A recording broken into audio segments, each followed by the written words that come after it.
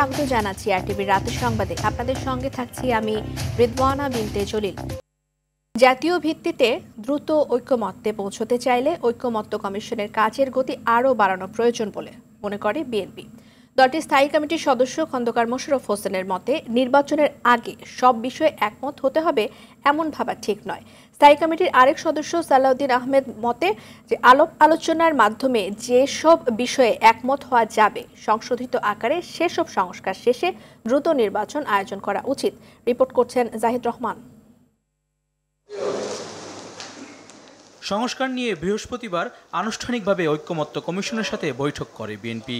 দ্বিমত থাকা বিষয়গুলোর মধ্যে সংবিধান সংশোধন, রাষ্ট্র পরিচালনার মূলনীতি, মৌলিক অধিকার, আইন বিভাগের অনেক বিষয় নিয়ে একমত হলেও এখনো বেশ কিছু বিষয়ে ভিন্নমত রয়ে গেছে। জাতীয় ঐকমত্য কমিশনের পক্ষ থেকে দলটির স্থায়ী কমিটির এই নেতা মনে করেন, যেসব বিষয়ে একমত হওয়া যাবে তা সনদ আকারে প্রকাশ করে তা বাস্তবায়নে দ্বিমত নেই বিএনপির। তাদের কার্যক্রমে যতটুকু গতিশীলতা আমরা প্রত্যাশা করেছিলাম ঠিক সেভাবে বোধহয় এগোচ্ছে না।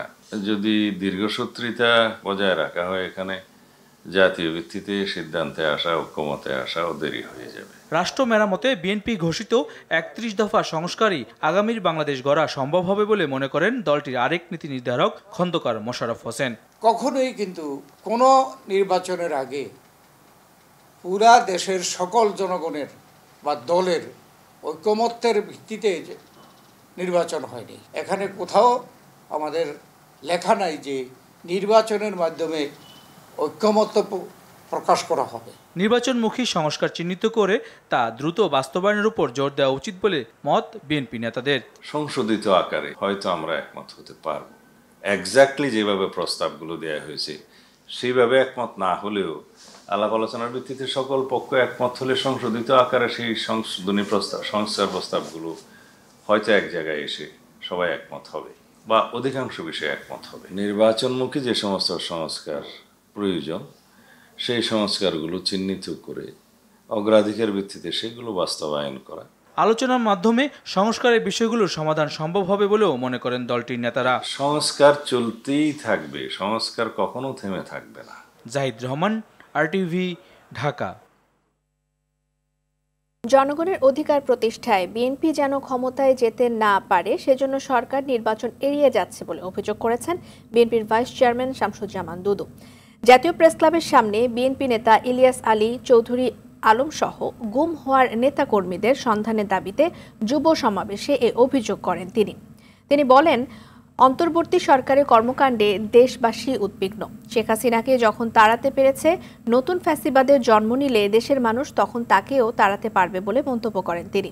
বর্তমান সরকারের তৎপরতার উপর নির্ভর করে বসে না থেকে গুম হওয়া নেতাদের খুঁজে বের করতে বড় কর্মসূচি দেওয়ার কথা বলেন বিএনপি চেয়ারপারসনের উপদেষ্টা সৈয়দ মোয়াজ্জেম হোসেন আলাল। প্রচন্ড চাপ সৃষ্টি করা ছাড়া, নিজেদের রুটিন মাফিক কাজ করা ছাড়া আর কোনো কিছু তারা করতে পারবে না। বিএনপিকে পাশ কাটানোর জন্য, যাতে বিএনপি নির্বাচনের মধ্য দিয়ে, মানুষের সমর্থন আদায়ের মধ্য দিয়ে, ভোটের মধ্য দিয়ে সরকার গঠন করতে না পারে, সেই জন্যে নির্বাচনকে এড়িয়ে যাওয়া হচ্ছে বলে আমরা মনে করি। অন্তর্বর্তী সরকারকে ডেডলাইনের মধ্যে সব সংস্কার করে নির্বাচন দেওয়ার আহ্বান জানিয়েছেন জামায়াতের সেক্রেটারি জেনারেল মিয়া গোলাম পরওয়ার। সকালে কুমিল্লার লাকসাম সরকারি পাইলট উচ্চ বিদ্যালয়ের মাঠে তিনি এই আহ্বান জানান। মিয়া গোলাম পরওয়ার বলেন, অন্তর্বর্তী সরকার যে ডেডলাইন দিয়েছে তার মধ্যে নির্বাচনে আপত্তি নেই, তবে 14, 18 ও 24-এর মতো নির্বাচন করার চেষ্টা হলে দেশের মানুষ তা হতে দেবে না। জামায়াতের সেক্রেটারি জেনারেল বলেন, অন্তর্বর্তী সরকারের প্রধান চ্যালেঞ্জ জনগণকে হারানো ভোটাধিকার ফিরিয়ে দেয়া। ডক্টর প্রফেসর ইউনূসের নেতৃত্বে অন্তর্বর্তীকালীন সরকার একটি জাতীয় নির্বাচনের লক্ষ্যে আমরা যে অভিযাত্রা শুরু করেছি, তিনিও নির্বাচনের একটি ডেডলাইন দিয়েছেন। আমরা বলেছি, আপনি যে টাইম দিয়েছেন তার উপরেই যেন আপনি ঠিক থাকেন। রোহিঙ্গা সংকট সমাধানের পথে বড় সমস্যা আরাকান আর্মি। বিদ্রোহী গোষ্ঠীটির রাষ্ট্রীয় এবং আন্তর্জাতিক স্বীকৃতি না থাকায় তাদের সঙ্গে আনুষ্ঠানিক আলোচনায় যাওয়া যাচ্ছে না। আবার এড়িয়েও এ সংকট সমাধান সম্ভব নয় বলে মন্তব্য করেছেন পররাষ্ট্র উপদেষ্টা মোহাম্মদ তৌহিদ হোসেন। রাজধানীর ফরেন সার্ভিস একাডেমিতে এসব কথা জানান তিনি। আরও জানাচ্ছেন শাকিলা করিম। মানবিক কারণে আশ্রয় দেয়া রোহিঙ্গারা বাংলাদেশের গলার কাটায় পরিণত হয়েছে। জাতিগত ও ধর্মীয় কারণে মিয়ানমারের বাস্তুচ্যুত এসব অধিবাসী বহু বছর ধরে বাংলাদেশে এসেছে। বড় জনঢল নেমেছে দুইবার, যে সংখ্যা এখন 14 লাখ ছাড়িয়ে গেছে। এদের নিয়ে ত্রিমুখী চাপে পড়েছে বাংলাদেশ। এমন অবস্থায় রোহিঙ্গাদের প্রত্যাবাসন নিয়ে বাংলাদেশ উভয় সংকটে রয়েছে বলে মন্তব্য করেছেন পররাষ্ট্র উপদেষ্টা। সংকট সমাধানে আরাকান আর্মি এখন বড় সমস্যা বলেও মন্তব্য করেন তিনি। আমরা একটা নতুন বাস্তবতায় আছি। সত্যিকার অর্থে আমরা একজন নতুন প্রতিবেশী মুখোমুখি, যারা আবার নন স্টেট অ্যাক্টর, কাজে তাদের সাথে আমরা না পারছি ওপেনলি স্বাভাবিকভাবে আচরণ করতে, না পারছি তাদেরকে ইগনোর করতে। এছাড়া 2 মার্কিন উপসহকারী পররাষ্ট্রমন্ত্রী সফরে ট্যারিফ নিয়ে ফলপ্রসূ আলোচনা হয়েছে বলেও জানান তৌহিদ হোসেন। ট্যারিফের প্রসঙ্গ উঠেছে এবং আমরা বলেছি যে আমরা তো চেষ্টা করছি তোমাদের বাণিজ্য বাধা কমিয়ে আনতে, এবং আমি আরেকটা পয়েন্ট উল্লেখ করেছি যে আসলে তো যেই দুই পক্ষের মধ্যে তফাৎটা যতটা বলা হয় অতটা তো আসলে না, কারণ সার্ভিসেস সেক্টরে তো আমরা প্রচুর আমদানি করি তোমাদের এখানে। ফরেন সার্ভিস দিবস উপলক্ষে ফরেন সার্ভিস একাডেমিতে আয়োজিত অনুষ্ঠানে এসব কথা বলেন তিনি। পররাষ্ট্র উপদেষ্টা ছাড়াও পররাষ্ট্র সচিব মোহাম্মদ জসিমউদ্দিন, কূটনীতিবিদ হুমায়ুন কবির সহ ফরেন সার্ভিস একাডেমির কর্মকর্তারা তাদের মূল্যবান বক্তব্য প্রদান করেন। থেকে সকলকে আন্তরিক কৃতজ্ঞতা ও ধন্যবাদ জ্ঞাপন করছি। শাকিলা করিম, RTV, ঢাকা। মুন্সিগঞ্জে শ্রীনগরে মাইক্রোবাসের সঙ্গে ধাক্কা লাগার পর কাভার্ড ভ্যান এবং একটি কন্টেইনারের সঙ্গে সংঘর্ষে উড়ে যায় বরিশাল এক্সপ্রেসের একটি বাসের ছাদ। এরপর চালক জনরোষ থেকে বাঁচতে বাসটিকে 10 কিলোমিটার পর্যন্ত টেনে নিয়ে যায়। এদিকে দেশের 7 জেলায় সড়ক দুর্ঘটনায় 13 জন নিহত হয়েছেন। হবিগঞ্জের মাধবপুরে ট্রাক এবং পিকআপ ভ্যানের মুখোমুখি সংঘর্ষে 4 জনের মৃত্যু হয়। প্রতিনিধিদের পাঠানো তথ্য ও চিত্রে সৈয়দা সামিয়া তামান্নার রিপোর্ট। মুন্সিগঞ্জের শ্রীনগরে মাইক্রোবাসের সঙ্গে ধাক্কা লাগার পর কাভার্ড ভ্যান ও একটি কন্টেইনারের সঙ্গে সংঘর্ষে উড়ে যায় বরিশাল এক্সপ্রেসের একটি বাসের ছাদ। পরপর 3 দফা দুর্ঘটনায় আহত হন বাসের অন্তত 20 যাত্রী। তবুও না থামিয়ে ছাদবিহীন গাড়িটি 10 কিলোমিটার পথ চালিয়ে নিয়ে যান চালক। পরে জনরোষে থামাতে বাধ্য হন। হবিগঞ্জের মাধবপুরে ট্রাক ও পিকআপ ভ্যানের মুখোমুখি সংঘর্ষে 4 জন নিহত হয়েছেন। আহত হয়েছেন আরও 13 জন। ঢাকা সিলেট মহাসড়কের বাখরনগরে এই দুর্ঘটনা ঘটে। আহতদের উদ্ধার করে হবিগঞ্জ সদর হাসপাতালে পাঠানো হয়। রাত 3টা সাড়ে 3টার দিকে এক ট্রাকের অ্যাক্সিডেন্ট হয়। পিকআপ তুলে দিছে স্বামী, মানে সবাই যে লোকের কাছে গেছে, লোকে তাকে সবগুলি মানুষ তুলে দিছে। এর মাঝে মাধব দিনে কোন কারণে অ্যাক্সিডেন্ট হয়ে গেছে। ময়মনসিংহের ভালুকায় মাইক্রোবাস ও সিএনজি চালিত অটোরিকশার মুখোমুখি সংঘর্ষে 2 জন মারা গেছেন। উপজেলার নন্দীবাড়ি এলাকায় গোয়ারি দাখিল মাদ্রাসার সামনে ভালুকাগামী একটি মাইক্রোবাস ও গফরগাঁওগামী সিএনজি চালিত অটোরিকশার মধ্যে এই দুর্ঘটনা ঘটে। চুয়াডাঙ্গা সদর উপজেলার 9 মাইল বাজারের কাছে যাত্রীবাহী বাসের ধাক্কায় ব্যাটারি চালিত পাখি ভ্যানের চালক সহ 2 জন নিহত হয়েছেন। সিরাজগঞ্জের উল্লাপাড়া নয়নগাতিতে সিমেন্ট বোঝাই ট্রাক ও মাইক্রোবাসের মুখোমুখি সংঘর্ষে নিহত হন 2 জন। এছাড়াও সড়ক দুর্ঘটনায় কুড়িগ্রাম, ঝিনাইদহ ও কুমিল্লায় মারা গেছেন মোট 3 জন। সৈয়দা সামিয়া তামান্না, RTV। 6 দফা দাবিতে কাফন মিছিল করেছে দেশের পলিটেকনিক ইনস্টিটিউটের আন্দোলনরত শিক্ষার্থীরা। শিক্ষার্থীদের অভিযোগ, দাবি পূরণে বারবার আশ্বাস দেওয়া হলেও কোনো দৃশ্যমান অগ্রগতি হয়নি। দাবি আদায় না হলে লাগাতার কঠোর কর্মসূচির ঘোষণা দেয় তারা। জেলা প্রতিনিধিদের সহায়তায় মাহিন আরাফাতের রিপোর্ট। 6 দফা দাবি আদায়ের লক্ষ্যে দেশব্যাপী সকল ক্যাম্পাসে বিক্ষোভ মিছিল করেছে আন্দোলন চালিয়ে যাওয়া পলিটেকনিক ইনস্টিটিউটের শিক্ষার্থীরা। বাদ জুমা মাথায় কাফনের কাপড় বেঁধে এই কর্মসূচি পালন করেন আন্দোলনরতরা। বিক্ষোভ মিছিলে নানা স্লোগানে দাবি আদায়ে আপোষহীন শক্ত অবস্থানের জানান দেন ঢাকা পলিটেকনিক বিশ্ববিদ্যালয়ের শিক্ষার্থীরা। অবিলম্বে উচ্চ শিক্ষা সহ 6 দফা দাবি আদায়ের আলটিমেটাম দেয় তারা। যে কোনো বয়সে ডিপ্লোমায় পড়া এটা বাতিল করতে হবে। শিক্ষার্থীদের উচ্চ শিক্ষার জন্য টেকনিক্যাল বিশ্ববিদ্যালয় প্রয়োজন আমাদের। যেহেতু রাজপথে নেমেছি, রাজপথের মাধ্যমে সমাধান করব, আর কোনো আমরা বৈঠকে বসবো না। আন্দোলনের কেন্দ্রীয় প্রতিনিধিরা বলেন, আমরা সরকারকে সহযোগিতা করতে চাই। বৈঠকে বসলেও দাবি আদায় না হওয়া পর্যন্ত আন্দোলন চলমান থাকবে। দীর্ঘ 7 মাস বারবার দফায় দফায় বৈঠক করার পরও আমরা আশ্বাসের উপর আশ্বাস পেয়ে গেছি এবং বারবার আমাদের বলা হয়েছে যে আলোচনা করতে হবে। সরকারের উচ্চপদস্থ যে সকল কর্মকর্তাবৃন্দ রয়েছে তারা দ্রুত এই বিষয়ে দৃষ্টি আকর্ষণ দেখ এবং দ্রুত কোনো সমাধানের পথে আসুক। সমাধানের পথে যদি আসে আমরাও সমাধানের পথে আসব। ঢাকার বাইরে বিক্ষোভ মিছিল করেছে রাজশাহী, কুমিল্লা, বরিশাল, ফরিদপুর সহ বিভিন্ন জেলার শিক্ষার্থীরা। এ সময় তারা কুমিল্লায় শিক্ষার্থীদের ওপর হামলার নিন্দা ও দোষীদের বিচারের দাবি জানান। গত 2 দিন আগে যে কুমিল্লায় নেককারজনক হামলা হয়, এই হামলার প্রতিবাদে আমরা কাফন মিছিল করেছি এবং তীব্র নিন্দা জানাচ্ছি। সর্বোপরি কথা, আমাদের 6 দফা দাবি যৌক্তিকভাবে যেমন মৌখিকভাবে স্বীকৃতি দিচ্ছেন, অতি দ্রুত আপনারা লিখিত কার্যক্রমে সম্পূর্ণ করেন। এর আগে গতকাল দুপুরে শিক্ষা মন্ত্রণালয়ের কারিগরি ও মাদ্রাসা শিক্ষা বিভাগের অতিরিক্ত সচিব রেহানা ইয়াসমিনের সঙ্গে বৈঠক করেন আন্দোলনকারী শিক্ষার্থীদের প্রতিনিধি দল। দীর্ঘ বৈঠকে কোনো সমাধান না আসায় তা প্রত্যাখ্যান করে আন্দোলন চালিয়ে যাওয়ার ঘোষণা দেয় শিক্ষার্থীরা। মাহিন আরাফাত, RTV, ঢাকা। দেশের বিভিন্ন স্থানে আজও কালবৈশাখী ঝড় এবং বজ্রপাত সহ বৃষ্টি হয়েছে। যশোরে কালবৈশাখী ঝড়ে ফসলের ব্যাপক ক্ষতি হয়েছে। অনেক স্থানে পাকা ধান মাটির সাথে মিশে গেছে। মেহেরপুরে মাঝারি বর্ষণ হয়েছে। একই সঙ্গে বজ্রপাত হয়েছে। ভোলায়ও কালবৈশাখী ঝড় হয়েছে, আর এ সময় বিদ্যুৎ সরবরাহ বন্ধ হয়ে যায়। দিনাজপুরে হালকা ঝড় হয়েছে। এতে মাঠের ফসলের তেমন কোনো ক্ষতি না হলেও আম ও লিচুর ক্ষতি হয়েছে।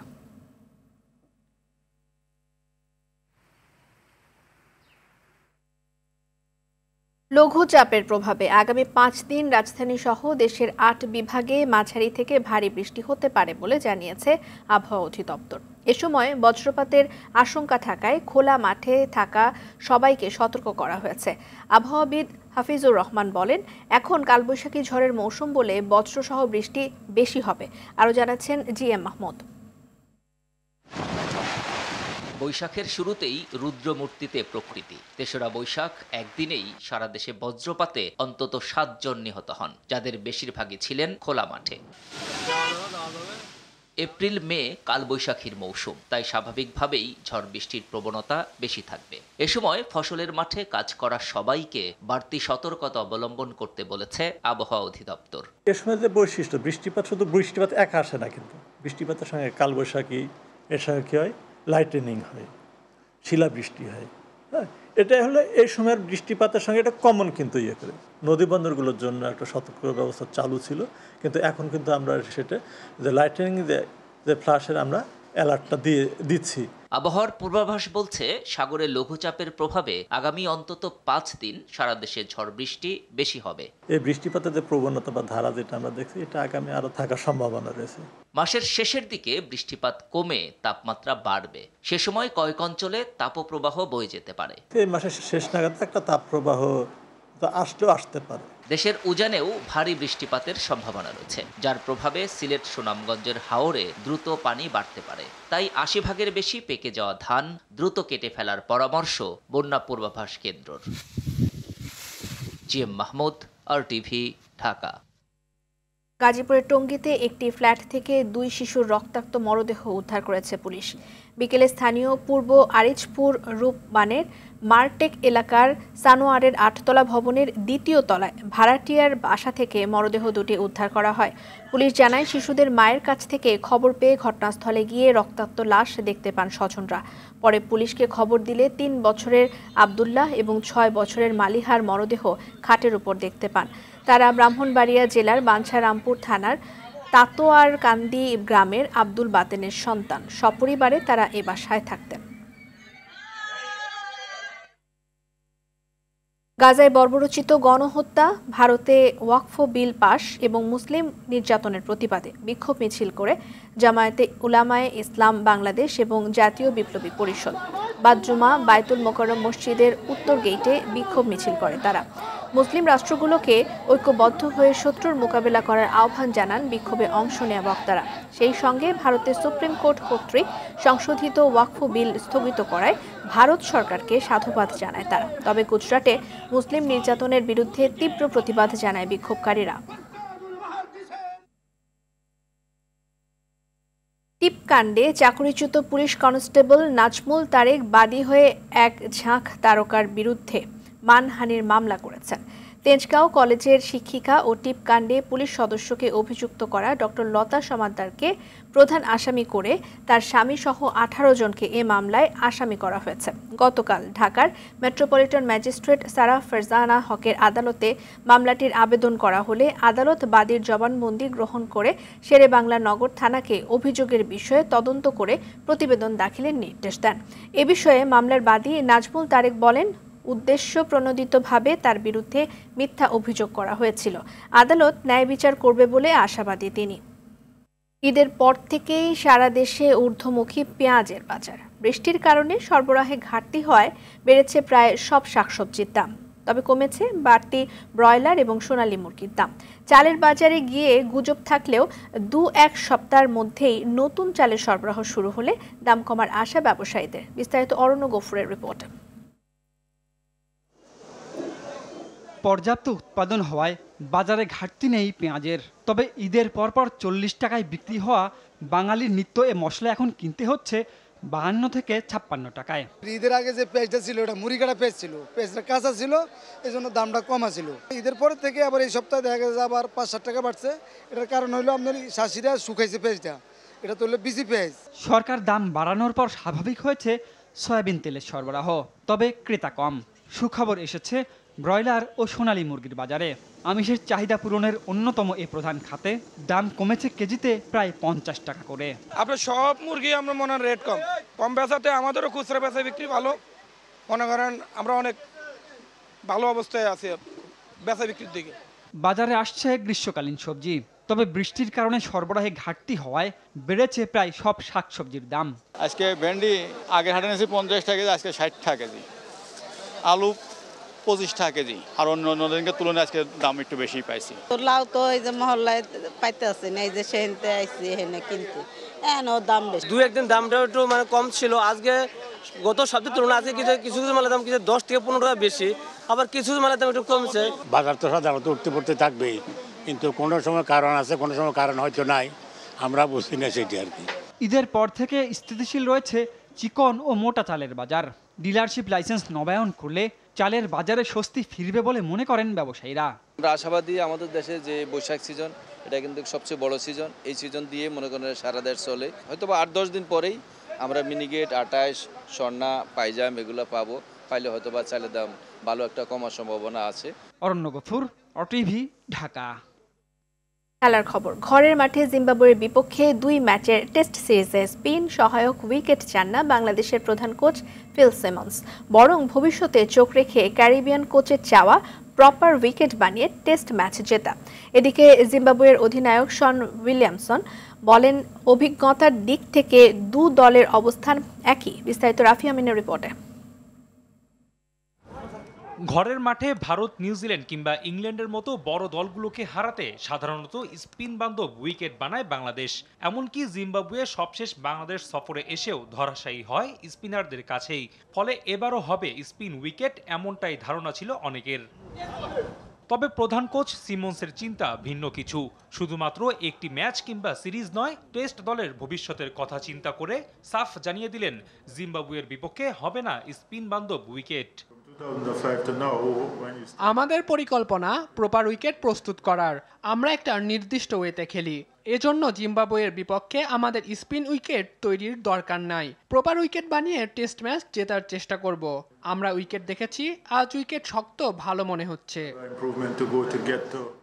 জিম্বাবুয়ে তুলনামূলক সহজ প্রতিপক্ষ হওয়ায় বাংলাদেশ হোয়াইট ওয়াশ করতে পারবে কি না এমন প্রশ্নে সিমন্স জানান, আপাতত সিরিজ নয়, চোখ থাকছে সিলেট ম্যাচে জয় নিয়ে।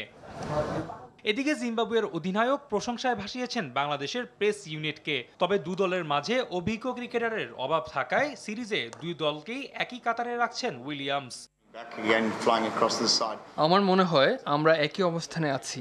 আমাদের দিকে তাকালে দেখবেন আমাদের মধ্যে মাত্র 4 জনের সাবকন্টিনেন্টে টেস্ট ম্যাচের অভিজ্ঞতা আছে। তাই আমি বলবো প্রস্তুতি এবং অভিজ্ঞতার দিক থেকে উভয় দলই প্রায় সম অবস্থানে আছে। আগামী 20 এপ্রিল সিলেট আন্তর্জাতিক ক্রিকেট স্টেডিয়ামে সিরিজের প্রথম টেস্টে জিম্বাবুয়ের মুখোমুখি হবে নাজমুল হোসেন শান্তর দল। রাফি আমিন, RTV।